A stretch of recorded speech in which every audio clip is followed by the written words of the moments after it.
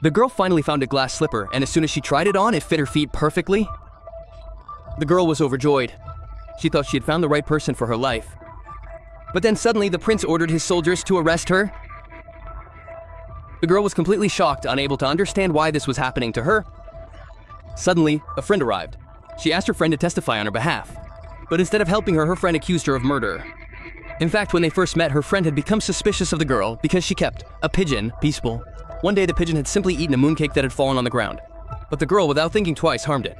Sometime later, when she simply wanted to go to the royal dance, her stepmother and two sisters mocked her. She had only old torn clothes, making it impossible for her to enter the palace. Suddenly, a witch dressed in black appeared before them. She used her magic and instantly created a beautiful blue dress for the girl.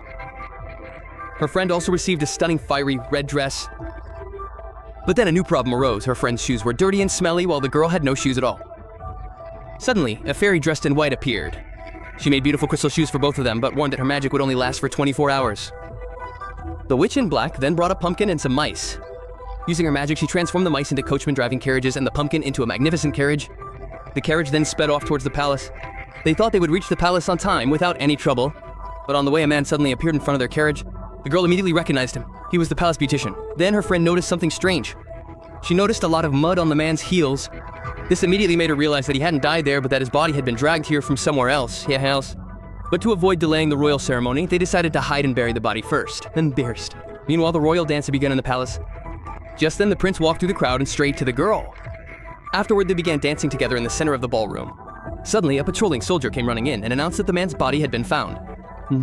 Seeing the horseshoe-shaped mark on his forehead, the king immediately realized the murderer was present at the ceremony, So he ordered all the carriages present. However, after the search, not a single trace of blood was found on any carriage, as her friend had already had the coachman thoroughly wash them. Then the soldiers suddenly discovered a new clue. They found a blood-stained sharpening stone in the man's house. Seeing this, the king concluded that she had died before being crushed by the carriage. Shortly after, the captain of the royal security force found a bag full of long women's hair in the man's house. He speculated that perhaps he had accidentally cut them while cutting hair. This meant that the murderer could be one of the women with short hair. But then his friend disagreed with him because all the cut hair was tied with ribbons. This clearly meant that the hair had been cut intentionally. Upon hearing this, all the girls with short hair present at the ceremony confessed the truth.